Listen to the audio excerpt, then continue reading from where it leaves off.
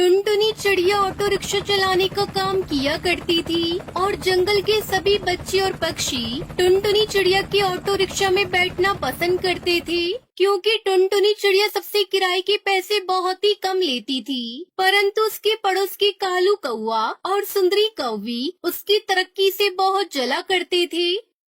अरे कालू जी, आप भी ऑटो चलाना शुरू कर दो, क्योंकि जंगल में सिर्फ चिड़िया ही ऑटो चलाती है और उसके दिन में कमाई बहुत ही अच्छी होती है।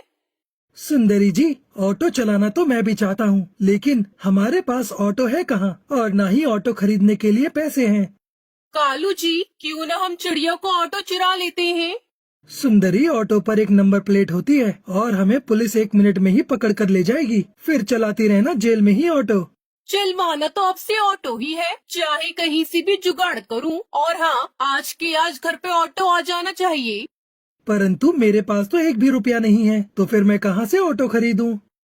कालू जी, हम ऑटो एजेंसी चलते हैं और किश्तों पर एक ऑटो ले आते हैं। ये कहकर वो दोनों ऑटो एजेंसी चले जाते हैं और कुछ ही देर में किश्तों पर ऑटो ले आते हैं। फिर सुंदरी कौवी अपने ऑटो का स्वागत करती है।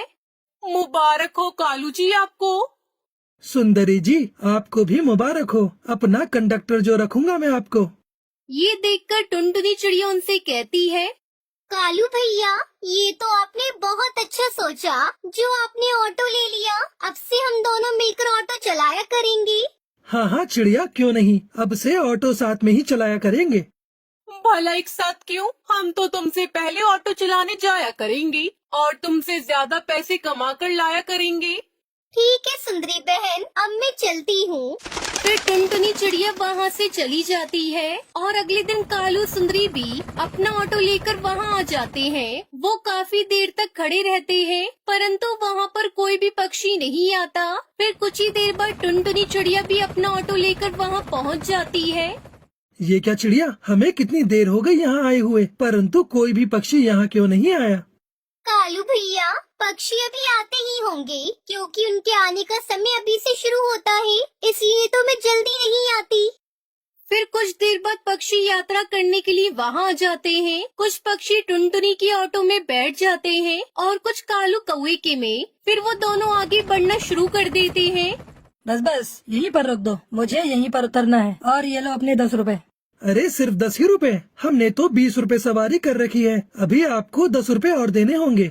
लेकिन वो चिड़िया तो यहाँ तक के 10 ही रुपए लेती है, तो फिर आप क्यों 20 ले रहे हो?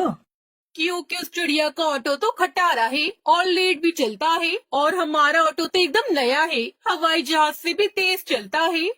फिर हरी तोता उससे बहस नहीं करता और उसे बाकी के और 10 रुपए दे देता है। फिर दूसरे पक्षी भी उसे 20-20 रुपए देकर वहाँ से चले जाते हैं।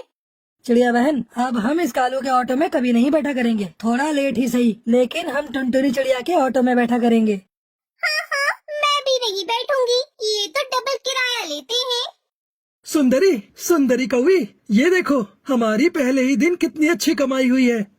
फिर वो दोनों सो जाते हैं और अगले दिन आज वो फिर से सबसे पहले अपना ऑटो लेकर चले जाते हैं। परंतु आज तो उनके ऑटो में कोई भी पक्षी नहीं बैठता।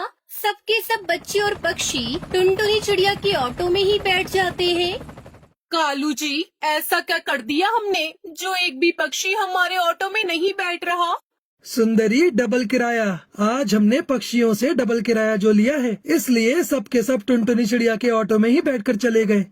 कालू जी, इस चिड़िया को तो रास्ते से हटाना ही होगा, वरना तो हमारी कमाई ठप हो जाएगी। वो चिड़िया तो अपना ऑटो चलाना बंद नहीं करेगी। कालू, हम रात को चिड़िया के ऑटो में से सारा पेट्रोल चुरा लेंगे, फिर देखो कमाल, कैसे सारे बच्चे और पक्षी हमारे ऑटो में बैठते हैं। अरे वाह सुंदरी, फिर तो हमें पेट्रोल भी नहीं खरीदना पड़ेगा, उसके ऑटो से ही निकाला हुआ पेट्रोल हम अपने ऑटो में डाल लेंगे। फिर कालू और सुंदरी अपने घर चले जाते हैं और वो दोनों रात होते ही टुनटुनी चिड़िया के घर आकर उसके ऑटो में से सारा पेट्रोल चुरा लेते हैं और सुबह सारे पक्षी चिड़िया के ऑटो में बैठ जाते हैं। परंतु थोड़ी दूर जाने पर ही चिड़िया का ऑटो रुक जाता है और चिड़िया की खूब कोशिशें करने के बाद भी उसका ऑटो नहीं चलता।